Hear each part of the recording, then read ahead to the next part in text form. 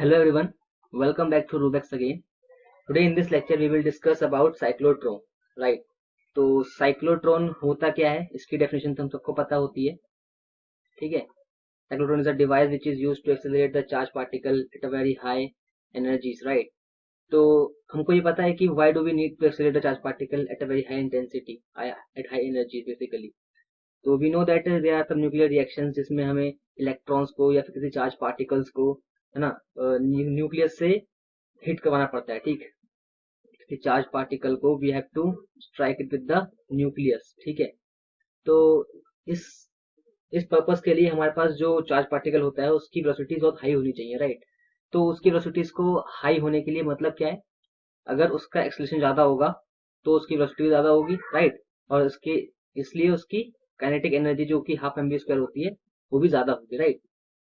इसलिए we accelerate charge particle to a very high velocities ताकि हम न्यूक्लियर रिएक्शंस को जो है कर सके, ठीक है। अब आपने काफी सारी वीडियो साइक्लोट्रॉन के ऊपर देखी होंगी, ठीक है। तो उसमें क्या होता है कि काफी सारे क्वेश्चंस होते हैं बच्चों के, वो उसमें अनआंसर्ड रह जाते हैं, राइट।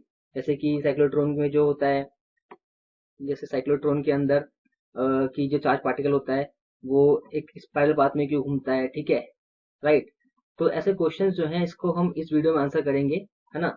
बेसिकली ये वीडियो को मैंने काफी student centric point of view से बनाया है। साइक्लोट्रॉन को पढ़ते वक्त एक स्टूडेंट के मन में जितने भी जो क्वेरीज आती हैं, क्वेश्चंस आते हैं, उन सबको मैंने इस वीडियो में जो है आंसर करा है। तो अगर आप इस वीडियो को लास्ट तक देखते हैं तो आपको काफी चीजें समझ में आएंगी, राइट। ओके, तो चलिए शुरू करते हैं साइक्लोट्रॉन विदाउट एनी डिले। तो चार्ज पार्टिकल जो होता है उसकी स्पीड हम कैसे बढ़ाते हैं, राइट। तो जैसे मान लो हमने पढ़ा है कि फॉर एग्जांपल अगर हमारे पास इलेक्ट्रिक फील्ड है, राइट। जैसे कि मेरे पास लेट्स से ये दो प्लेट्स हैं, एक पॉजिटिवली चार्ज एक नेगेटिवली चार्ज है, राइट। तो हमको पता है इसमें इसके अंदर इलेक्ट्रिक फील्ड होगी, इस डायरेक्शन में ऐसे इलेक्ट्रिक फील्ड होती है, राइट। तो अगर मैं यहाँ पे किसी चार्ज पार्टिकल को रखूं, प्लस को रखूं, तो क्या होगा, it will get accelerated, right. इस पे एक चार्ज, इस पे एक फोर्स लगेगा जो कि क्यू इंटू ई के बराबर होगा, और ये फोर्स इस चार्ज पार्टिकल को इस डायरेक्शन में जो है एक्सेलरेट कर देगा, ऑलराइट। ये हमको पता है, ठीक। तो साइक्लोट्रॉन में हम मैग्नेटिक फील्ड को यूज क्यों करते हैं, जब हम इलेक्ट्रिक फील्ड से ही कर सकते हैं सारा काम, राइट। मतलब एक चार्ज पार्टिकल को जब हम क्या कहते हैं इलेक्ट्रिक फील्ड की हेल्प से ही एक्सप्लेन कर सकते हैं, तो why do we need the electric field. तो इसका आंसर ये ऐसे होता है कि फॉर एग्जांपल हमको पता है कि we need to accelerate charge particle to very high velocities, ठीक है। अब न्यूटन इक्वेशंस हमें ये कहती हैं कि जैसे अगर मुझे किसी चार्ज पार्टिकल को लेट से एक्सेलरेट करना है, ठीक है, तो उसकी वेलोसिटी बढ़ेगी, ठीक है। v is equal to u plus a t, ठीक है। तो अगर मैं जितना देर चार्ज पार्टिकल को एक्सेलरेट कराऊंगा, जितने देर के लिए, जितने टाइम के लिए कराऊंगा एक्सेलरेट, ठीक है, तो उतनी ही मेरी वेलोसिटी जो है इंक्रीज होगी, ठीक है। बट इन दिस केस इसका मतलब क्या हुआ कि अगर मैं प्लेट्स को थोड़ा दूर कर दूं, इतना इतना दूर कर दूं, राइट, तो क्या होगा, our charge particle will get more time to travel, right. तो इसलिए उसका जो है वेलोसिटी बढ़ेगी, राइट। कितनी अच्छी बात होगी, राइट। हाँ, तो लेकिन ऐसा करने में क्या होता है कि हम ऐसा नहीं कर सकते। द रीजन इज कि हमको ये पता है कि हमने पढ़ा इलेक्ट्रोस्टैटिक्स में कि इलेक्ट्रिक फील्ड जो होती है is the equal to potential gradient, ठीक है, d by e by d. Let's say अगर इस प्लेट के बीच का डिस्टेंस डी है, ठीक है, और इलेक्ट्रिक फील्ड अगर ई है, तो क्या होगा कि जो इलेक्ट्रिक फील्ड जो है get decreases with increase in the length of the distance between them, right. तो इलेक्ट्रिक फील्ड जो है क्या कहते हैं डिक्रीज होगी, तो फोर्स जो है वो कम लगेगा, ठीक है। फोर्स विल डिक्रीज, जिसकी वजह से एक्सेलरेशन भी जो है कम हो जाएगा, राइट। तो जिस पर्पस के लिए मैंने डिस्टेंस को बढ़ाया था वो पर्पस तो फिर यहाँ पे इलेक्ट्रिक फील्ड ने कम कर दिया ना, उसका इलेक्ट्रिक फील्ड की वजह से फोर्स कम हो गया, ठीक है। तो हमको ये पता चला कि सिर्फ इलेक्ट्रिक फील्ड को यूज करके हम किसी भी चार्ज पार्टिकल को बहुत ही हाई वेलोसिटीज पे एक्सेलरेट नहीं कर सकते। इसके लिए मुझे जरूरत पड़ेगी मैग्नेटिक फील्ड की, है ना। और मैग्नेटिक फील्ड को हम क्यों यूज कर सकते हैं फिर, इसका रीजन ये है कि मैग्नेटिक फील्ड जो है किसी चार्ज पार्टिकल की काइनेटिक एनर्जी को नहीं बढ़ाती है, राइट। मैग्नेटिक फील्ड जो है, मैग्नेटिक फोर्स होता है, वो किसी भी चार्ज पार्टिकल का जो है एक्सेलरेट नहीं करता, इट ओनली डिफ्लेक्ट्स इट। हमने पढ़ा है कि अगर किसी परपेंडिकुलर मैग्नेटिक, अगर let's say magnetic field direction, अगर मैं लेट्स से अगर मैग्नेटिक फील्ड डायरेक्शन में है, ठीक है ना, और अगर चार्ज पार्टिकल यहाँ ऐसे ट्रेवल कर रहा है, तो फोर्स जो है उस पर लगेगा परपेंडिकुलर डायरेक्शन में, ठीक है। हमको पता है ना कि force on charge particle when it is moving in magnetic field क्या होता है, क्यू वी क्रॉस वी, है ना। मतलब कि फोर्स जो होगा परपेंडिकुलर होगा उसके ऊपर, राइट। तो मतलब क्या कि वो इसको और आगे एक्सेलरेट नहीं करेगा, खाली उसे डिफ्लेक्ट कर पाएगा ना। भाई किसी चीज की वेलोसिटी कैसे बढ़ती है, जैसे कोई चीज अगर यहाँ मूव कर रही है, ठीक है, यहाँ मूव कर रही है, अगर आप फोर्स भी इस पे यहाँ लगाओगे तभी तो उसकी वेलोसिटी और बढ़ेगी, राइट। अदरवाइज अगर आप उसका फोर्स यहाँ लगा दोगे तो खाली डिफ्लेक्ट होगी, ठीक है, उसकी वेलोसिटी नहीं बढ़ेगी, राइट। तो अब हमारे पास ये है, हमें क्या करना है, हमें चार्ज पार्टिकल को जो है एक्सेलरेट करना है वेलोसिटीज पे, जो कि with the help of electric field हम नहीं कर सकते, ठीक है, हमने देखा। और with the help of magnetic field भी नहीं कर सकते, बट उनके कॉम्बिनेशन से हम कर सकते हैं ऐसा, ठीक है। वो कैसे करेंगे, लेट अस सी। तो चलिए पहले कंस्ट्रक्शन समझते हैं हम कि कैसा होता है साइक्लोट्रॉन का, ओके, राइट। तो साइक्लोट्रॉन में क्या होता है कि वी हैव टू मेटेलिक डीज, ठीक है, इसको हम डीज बोलते हैं, डीज, राइट। ये मेटेलिक, ये हॉलो मेटेलिक डीज होते हैं, ठीक है। तो इसके अंदर जो है चार्ज पार्टिकल ट्रेवल करता है, राइट। तो वी हैव टू डीज, है ना, और इन डीज को हमने एक oscillating high voltage oscillating current दे रखा होता है, ठीक है, वोल्टेज दे रखा होता है, राइट। तो फिर क्या होता है कि ये जो है ऑसिलेटिंग है, एसी वोल्टेज है, ठीक है, ऑसिलेट करता है। इसका मतलब क्या है कि ये जो है अपनी पोलैरिटी बदलेगा विद एवरी, मतलब हर साइकिल के संग, ठीक है। एक बार ये पॉजिटिव होगा, ये डी पॉजिटिव होगी, एक बार ये डी पॉजिटिव होगी, ठीक है। जब ये पॉजिटिव है तो ये एलईडी नेगेटिव होगी, ठीक है। तो एक साइकिल के बाद ये एलईडी पॉजिटिव, ये एलईडी नेगेटिव होगी, ठीक है, ऐसे चलता रहेगा, ठीक है, इसका काम ये होता है, राइट। तो ये इससे होता क्या है, तो ये अगर जैसे मान लो यहाँ अगर ये डी पॉजिटिव है, ठीक है, ये डी नेगेटिव है, तो अगर ये पॉजिटिव होगा तो इलेक्ट्रिक फील्ड जो होगी वो यहाँ से इधर जाएगी, राइट, इस डायरेक्शन में होगी। इलेक्ट्रिक फील्ड हमेशा प्लस से नेगेटिव तरफ भागती है, हमें ये पता है, right. And we have kept a magnetic field, ठीक है, हम एक मैग्नेटिक फील्ड भी रखते हैं, ऊपर नॉर्थ, ठीक है, नीचे साउथ, ठीक है, ये मैग्नेट्स है मेरे, ठीक है, दिस टू आर मैग्नेट्स, है ना। तो इसको लगाते हैं, इसकी वजह से क्या होता है, मेरी एक परपेंडिकुलर मैग्नेटिक फील्ड जनरेट होती है, ठीक है, ये मेरी मैग्नेटिक फील्ड ऐसे इस डायरेक्शन में होती है, ठीक, मींस इलेक्ट्रिक फील्ड इस डायरेक्शन में है, राइट, और मैग्नेटिक फील्ड मेरी इस डायरेक्शन में, ठीक है, नीचे डायरेक्शन में। और ये सारा सिस्टम जो है वो एक वैक्यूम में, मतलब एक चैम्बर में हमने इनक्लोज करके रखा होता है, ठीक है। इस सबको हमने एक वैक्यूम चैम्बर में इनक्लोज करके रखा होता है, वैक्यूम चैम्बर में, ठीक है। और बीच में हमारा होता है आयन सोर्स, राइट। तो ठीक है, तो ये तो इसकी कंस्ट्रक्शन हो गई। अब देखते हैं कि ये कैसे काम करता है, ठीक है ना, मतलब हमें चार्ज पार्टिकल को एक्सेलरेट करना है तो ये किस तरह से करता है वो देखते हैं। तो ये काम कैसे करता है जानने से पहले वी शुड नो कि इसका प्रिंसिपल क्या है, राइट। तो इसका प्रिंसिपल किस प्रिंसिपल पे वर्क करता है, राइट, लेट अस अंडरस्टैंड इस प्रिंसिपल। तो प्रिंसिपल ये क्या है इसका, ये प्रिंसिपल ये है कि जब भी किसी भी परपेंडिकुलर मैग्नेटिक फील्ड में हमने पढ़ रखा है कि कोई भी चार्ज पार्टिकल मूव करेगा तो क्या होगा, तो वो सर्कुलर पाथ फॉलो करता है, ऑलराइट, हमने पढ़ रखा है ये, राइट। अगर जैसे यहाँ पे अगर चार्ज ट्रेवल करेगा, जैसे यहाँ पे आएगा तो वो सर्कुलर पाथ में ट्रेवल करेगा, चार्ज पार्टिकल का ट्रेवल करेगा, ये पढ़ रखा है हमने। ऐसा क्यों होता है, क्योंकि मुझे पता है कि जैसे from Fleming left hand rule और राइट हैंड पाम रूल क्या होता है कि अगर कोई इलेक्ट्रॉन जैसे इस डायरेक्शन में जा रहा है, ठीक है, it is travelling in this direction, और लेट से उस पे मैग्नेटिक फील्ड जो है इस डायरेक्शन में लग रही है, ठीक है। तो according to Fleming left hand rule क्या होगा, इस पे फोर्स जो है इस सेक्शन में लगेगा, ठीक है, यहाँ पे से लगेगा फोर्स, राइट।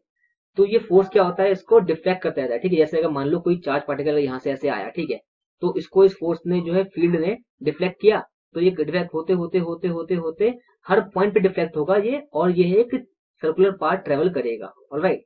ये हम यहाँ पे प्रिंसिपल अप्लाई करते हैं, ठीक है। और जब ये सर्कुलर पाथ में ट्रेवल करेगा तो ऑब्वियसली एक फोर्स जो है जिसे हम सेंट्रीपेटल फोर्स बोलते हैं वो यहाँ पे काम में आएगा, ठीक है। भाई मैग्नेटिक फोर्स क्या होता है, मैग्नेटिक फोर्स होता है q v v sine theta, क्योंकि यहाँ पे angle between velocities and magnetic field हमने रखा है 90 डिग्री, ठीक है। तो हमारा क्यू वी वी हो जाएगा फोर्स, मैग्नेटिक फोर्स, ठीक है। हम यहाँ पे जो यहाँ इस साइक्लोट्रॉन में जो हम क्या करते हैं चार्ज पार्टिकल को एक्साइट करेंगे, तो यहाँ पे ऐसा भाग रहा है नेगेटिव फील्ड ऊपर डायरेक्शन में, ठीक है। तो basically they are perpendicular to each other, force हो गया वो सिर्फ क्यूबी हो गया, ऑलराइट। ये फोर्स इक्वल होगा मेरे centripetal force mv square upon r के, ऑलराइट। तो फिर यहाँ से v कट जाएगा, तो मुझे यहाँ से क्या मिलेगा, मुझे यहाँ से जो है रेडियस मिल जाएगा, ठीक है। तो ये रेडियस होगा सर्कुलर पाथ का, जो पाथ ये ट्रेवल करेगा मेरा चार्ज पार्टिकल, ठीक। और जो मेरा चार्ज पार्टिकल जो सर्कुलर रेवोल्यूशन करेगा अंदर, उसकी फ्रीक्वेंसी कितनी होगी वो निकालने के लिए क्या करेंगे हम, इसी फॉर्मूले से हमारा v कितना होगा, देखो v हमारा होगा r into q v upon m. अब मुझको पता है कि v is equal to r omega, तो यहाँ पुट करूंगा मैं omega, r omega is equal to this, तो r से r कैंसिल हो जाएगा, तो मेरा कितना आएगा ओमेगा, ओमेगा आ जाएगा, मेरा ओमेगा जाएगा क्यू वी अपॉन एम। अब मुझे पता है omega is equal to what, it is 2 pi f is equal to q v upon m. तो मेरी फ्रीक्वेंसी कितनी हो गई इसकी, साइक्लोट्रॉन की फ्रीक्वेंसी मेरी आ गई q v upon 2 pi m. ठीक है, तो ये फ्रीक्वेंसी जो होती है मेरी साइक्लोट्रॉन की फ्रीक्वेंसी होती है, मतलब इस फ्रीक्वेंसी से मेरे जो चार्ज पार्टिकल है वो इसके अंदर रोटेट करेगा। ठीक है, जब घूमेगा। और टाइम पीरियड क्या होगा, टाइम पीरियड इसका 1 अपॉन एफ होता है। ठीक है, टाइम पीरियड होता है, तो कितना आ जाएगा ये 2 pi M upon Q B. All right. हाँ, तो एक चीज जो नोट करने की यहाँ पे ये है कि time period of charge particle और जो फ्रीक्वेंसी है it is not depending upon the radius. ठीक है, इस सर्कल के रेडियस पे डिपेंड ही नहीं कर रही वो, और ना ही इस चार्ज पार्टिकल की वेलोसिटी पे डिपेंड कर रहा है। ठीक है, ये बहुत ही इंपॉर्टेंट बात है, और इसी को हम जो है काफी अपने एडवांटेज के लिए यूज करते हैं साइक्लोट्रॉन में। राइट, तो अब इसकी वर्किंग समझ लेते हैं कि कहानी कि एक्चुअली साइक्लोट्रॉन में होता क्या है। ठीक है, ये देखते हैं। तो ये मेरा साइक्लोट्रॉन, और हम पढ़ेंगे इसकी वर्किंग। ठीक है, कैसे काम करता है ये वर्किंग। तो मेरे पास यहाँ पे दो डी है, D1 D2। ठीक है, और ये क्या कहते हैं हाई फ्रिक्वेंसी ऑसिलेटर मैंने लगा दिया यहाँ पे, जो इसकी डी की पोलैरिटी बदलेगा 1 बाय 1 करके। ठीक है, तो अब क्या होगा, मैंने यहाँ पे एक चार्ज पार्टिकल रखा। ठीक है, लेट अस से कि किसी एक इंस्टेंट पे ये वाला जो डी है वो पॉजिटिवली चार्ज है। ठीक है, जो नेगेटिव पोटेंशियल पे। ठीक, तो अगर मैंने यहाँ पे प्लस पॉजिटिव चार्ज दिया है तो क्या होगा, प्लस चार्ज जो है वो भागेगा नेगेटिव डी की तरफ। ठीक है, तो इसके बीच में जो इलेक्ट्रिक फील्ड होगी, ठीक है, वो चार्ज पे लगाएगी फोर्स, और वो फोर्स की वजह से क्या होगा, ये चार्ज पार्टिकल जिस डी की तरफ आएगा। ठीक है, it will move like this. ठीक है, अब इलेक्ट्रिक फील्ड जो होती है, मैंने यहाँ पे इनवर्ट मैग्नेटिक फील्ड रखी है। ठीक है, ये मैंने रखा है, ये जो फील्ड है मेरी वो इनटू दिस बोर्ड है। ठीक है, अंदर की तरफ है, ये इनवर्ट मैग्नेटिक फील्ड है, क्रॉस फील्ड बोलते हैं इसको। ठीक, तो जैसे ये इलेक्ट्रॉन इसकी तरफ भागेगा डी की तरफ, तो क्या होगा कि देखेगा कि अब देखो ये मेरा डी क्या है, दीज आर हॉलो। ठीक है, ये मेटल के हैं वो है, ठीक है, लेकिन अंदर से हॉलो है। ठीक है, इसका मतलब क्या है कि उसके अंदर इलेक्ट्रिक फील्ड नहीं होगी। ठीक है, no electric field inside d. ठीक है, क्योंकि because of electrostatic shielding effect. ठीक है, वो इफेक्ट जो है क्या है उसको हम अलग से पढ़ेंगे लेक्चर में। ठीक है, तो इलेक्ट्रिक कंडक्टर के हॉलो कंडक्टर के अंदर में इलेक्ट्रिक फील्ड जीरो होती है, मुझे पता है। तो जैसे ये इलेक्ट्रॉन, ये चार्ज पार्टिकल यहाँ पहुंचेगा, जैसे इसके अंदर पहुंचेगा, तो इसको इसके अंदर इसको एक्सलेट करने के लिए कुछ नहीं होगा। ठीक है, इसकी वेलोसिटी जो है, लेट्स से अगर इसकी वेलोसिटी इस पॉइंट पे v है, तो इसके अंदर ना v ही रहेगी। तो ये इसी वेलोसिटी से, ये चाहेगा कि मैं इसी वेलोसिटी से आगे मूव करता रहूं, बट इसको ऐसा सीधे जाने से कौन रोकेगा, हमारी मैग्नेटिक फील्ड। हमने तो लगाई है इसको, हम चाहते हैं कि चार्ज पार्टिकल इलेक्ट्रिक फील्ड के अंदर ज्यादा से ज्यादा टाइम स्पेंड करे, ताकि उसे हम ज्यादा वेलोसिटी से एक्सलेट कर पाए। ठीक है, तो मैग्नेटिक फील्ड देखो, वेलोसिटी इस तरफ है। ठीक है, मैग्नेटिक फील्ड इसकी कितनी है, इनसाइड है। ठीक है, तो इस पे फोर्स कहाँ लगेगा बताओ, according to Fleming left hand rule, इस पे फोर्स लगेगा इस साइड। ठीक है, फोर्स लगेगा क्योंकि मैग्नेटिक फील्ड अंदर है। ठीक है, तो ये फील्ड क्या होगी, इसको डिफ्लेक्ट करेगी, ऐसे करते करते ये इस पॉइंट पे आ जाएगा। ठीक है, जैसे ही अब देखो इस मैग्नेटिक फील्ड ने इसको डिफ्लेक्ट कर दिया, इसकी वेलोसिटी यहाँ v है। ठीक है, v होगी वेलोसिटी इसके यहाँ पे, तो अंदर भी इसने v वेलोसिटी से ही चला है। ठीक है, ये अब जैसे ही ये इस पॉइंट पर आया, इसने देखा कि इस ऑसिलेटर ने अपनी पोलैरिटी बदल दी है। अब जो है ये वाला प्लस पे नहीं है, अब ये वाला प्लस पे हो गया और ये नेगेटिव पे हो गया है। राइट, सॉरी, ये नेगेटिव पे हो गया है ना, प्लस पे हो गया है। अब क्या होगा, ये चार्ज पार्टिकल पॉजिटिव है, तो फिर से ये नेगेटिव की तरफ आएगा। अगेन इलेक्ट्रिक फील्ड अब इस डायरेक्शन में होगी। ठीक है, इलेक्ट्रिक फील्ड होगी इस डायरेक्शन में। ठीक है ना, तो इसको जो है चार्ज पार्टिकल को जो कर देगी एक्सेलरेट। अब ये जो है चार्ज पार्टिकल यहाँ से इस डी के अंदर जाएगा। ठीक है, अब जैसे ये चार्ज पार्टिकल इस डी के अंदर आएगा, इस पॉइंट पर आएगा, तो इसकी वेलोसिटी इस पॉइंट पे बढ़ चुकी होगी। क्यों, क्योंकि भाई इस पॉइंट पे वेलोसिटी v है। ठीक है, इसके अंदर इलेक्ट्रिक फील्ड ने से और फोर्स लगाया, इसकी वजह से क्या हुआ, एक्सेलरेट हुआ, तो इसकी वेलोसिटी इस पॉइंट पे बढ़ जाएगी ना। ठीक है ना, तो जैसे इस पॉइंट पे पहुंचेगा इसकी वेलोसिटी कुछ v2 हो गई होगी, ज्यादा होगी पहली वाली v से। अब क्या होगा, जैसे वो इसके अंदर जाएगा, जैसे वो यहाँ पर आएगा, फिर से मैग्नेटिक फील्ड इसको ऐसे घुमा देगी। ठीक है, तो अंदर जब ये ट्रेवल कर रहा होगा, ठीक है, तो उसकी वेलोसिटी मान लो v2 ही रहेगी। ठीक है, तो इतनी टाइम में जो होगी इस ds की पोलैरिटी बदल चुकी होगी। अब जैसे ये इस पॉइंट पर आएगा फिर से ये वाली जो क्या कहते हैं d है नेगेटिव, ये पॉजिटिव है ना, तो फिर से क्या होगा, यहाँ पे इसकी वेलोसिटी मान लो v2 होगी। जैसे ये बाहर आएगा इसको इलेक्ट्रिक फील्ड इस डायरेक्शन में हो गई, ये फिर से इसको इस डायरेक्शन में जो है फोर्स करेगी और ये इस डायरेक्शन में फिर से आएगा और फिर से इसकी वेलोसिटी बढ़ जाएगी और इसी तरह से ये ऐसे घूमता रहेगा घूमता रहेगा घूमता रहेगा अंदर, और घूमते घूमते ये जो है सर्कुलर पाथ में मूव करेगा और एक टाइम पे क्या होगा, ये जब यहाँ पहुंचेगा तो इसको हम इस विंडो से निकाल देंगे बाहर थ्रू अ विंडो और इसको हम अपने टारगेट पे जो है हिट करवा देंगे। अब क्वेश्चन की बात यहाँ पे ये है कि भाई ये इलेक्ट्रॉन जो है मेरा, ठीक है, जब इसने फर्स्ट राउंड लिया ऐसे लिया तो ये वापस इस पॉइंट पे क्यों नहीं आया, ये सीधे इसने स्पाइरल पाथ क्यों चूज किया, ये क्वेश्चन है ना भाई। सीधी सी बात है, हमने अभी क्या पढ़ा था, हमने देखा था अभी एक्सप्रेशन कौन सा, कि जो मेरा रेडियस है किस पे डिपेंड कर रहा है, देखो ध्यान से देखो, रेडियस जो है मेरा यहाँ पे वो डिपेंड कर रहा है भाई वेलोसिटी पे। तो r is proportional to v, क्यों, क्योंकि m कांस्टेंट है, q कांस्टेंट है, v तो कांस्टेंट दे रखी है हमने, तो r डिपेंडिंग अपॉन v। तो जैसे जैसे v बढ़ेगा तो r जो है बढ़ेगा, तो हल्के हल्के इसका रेडियस जो है हर चक्कर में, अब देखो हर रोटेशन में जो है इसकी चार्ज पार्टिकल की वेलोसिटी बढ़ रही है तो उसका रेडियस भी बढ़ता जाएगा, ठीक है, बढ़ता जाएगा। लेकिन एक बात यह है कि चार्ज इसका जो है टाइम पीरियड नहीं बदल रहा, मतलब कि हर सर्कल को सेम टाइम में ही कवर कर रहा है, ठीक है। तो इस तरह से हम साइक्लोट्रॉन में चार्ज पार्टिकल को काफी हाई वेलोसिटीज पे जो है कर सकते हैं एक्सेलरेट, ठीक है। तो जब मेरा चार्ज पार्टिकल निकलेगा साइक्लोट्रॉन से बाहर तो उसकी कितनी काइनेटिक एनर्जी होगी वो डिपेंड करेगी उसकी वेलोसिटी पे। वेलोसिटी कितनी होगी वो मुझे पता है, ये होगी r equal to m v upon q, यहाँ से हम v निकालेंगे दिस, तो मेरा काइनेटिक एनर्जी कितनी हो जाएगी, ये हो जाएगी हाफ एम वी स्क्वायर। अगर मैं इस v को यहाँ पे पुट कर दूंगा इधर तो इक्वेशन में तो मुझे काइनेटिक एनर्जी कितनी मिलेगी, ये मेरे को मिलेगी के 2m, ठीक है, ये होगी kinetic energy of charge particle जो कि निकल रहा है कि साइक्लोट्रॉन के अंदर से, ठीक है। तो ये थी इसकी वर्किंग, और हाँ इसकी लिमिटेशंस क्या है वो देखते हैं जरा एक बार। तो भाई इसकी लिमिटेशन पहली तो ये है कि पहली बात तो ये जो है न्यूट्रॉन को एक्सेलरेट नहीं कर सकता, ठीक है, क्यों, क्योंकि चार्ज न्यूट्रॉन जो है जीरो होता है, ठीक है, तो चार्ज पार्टिकल जीरो है तो इलेक्ट्रिक फोर्स जो होगा Q इंटू ई जो होता है वो जीरो हो जाएगा, तो ये चार्ज पार्टिकल बढ़ेगा ही नहीं आगे, ठीक है। सेकेंड लिमिटेशन इसकी ये है कि ये इलेक्ट्रॉन को भी नहीं कर सकता एक्सेलरेट। ऐसा क्यों, ऐसा इसलिए होता है we do not use electron in the cyclotron, क्योंकि इलेक्ट्रॉन का मास जो है बहुत होता है कम, ठीक है, इसलिए ये थोड़े से कम टाइम में ही बहुत तेज स्पीड में एक्सेलरेट हो जाएगा, ठीक है, मतलब बहुत ही कम टाइम में, जैसे ये मतलब पहले 3-4 सर्कल में ही जो है बहुत ही स्पीड से भागने लगेगा, ठीक है, मतलब इसकी स्पीड मान लो इतनी हो जाएगी, मतलब it become comparable to the speed of light.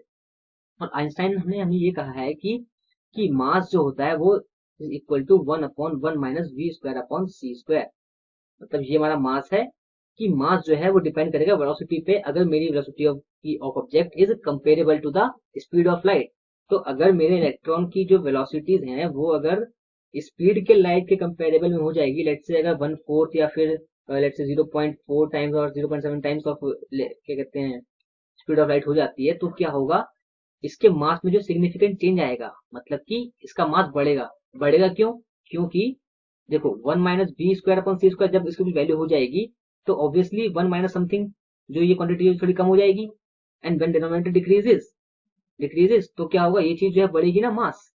किसी भी डिनोमिनेटर में अगर ये छोटा होता है तो ये क्वांटिटी बढ़ती है, ठीक है, इसका मास बढ़ जाएगा। अब मास बढ़ने से क्या हुआ, मास बढ़ेगी तो हम क्या करें, मास बढ़ गया तो उससे क्या फर्क पड़ रहा है, तो फर्क ये पड़ रहा है जैसे जैसे मास बढ़ेगा उसका जो वेलोसिटी वो जो टाइम टाइम पीरियड है वो बदल जाएगा, ठीक है।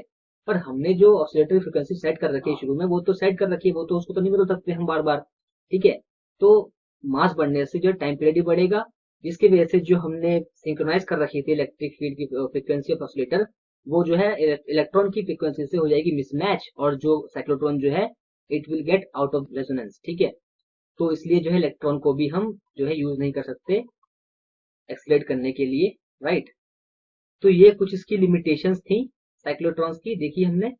और इसके यूजेस तो पता ही है हमें क्या होते हैं, it is use for nuclear reactions, ठीक है, न्यूक्लियर रिएक्शंस में जो चार्ज पार्टिकल की जरूरत पड़ती है हमको, ठीक, ऑलराइट। तो thanks for watching the video. अगर आपको ये वीडियो पसंद आया तो then you can basically comment, like and share. और कहीं पे कुछ डाउट अगर आपको इस वीडियो में लगता है तो उसको आप मुझे कमेंट करके बताइए कि इसमें क्या डाउट है। ठीक है, alright, thanks for watching, have a good day.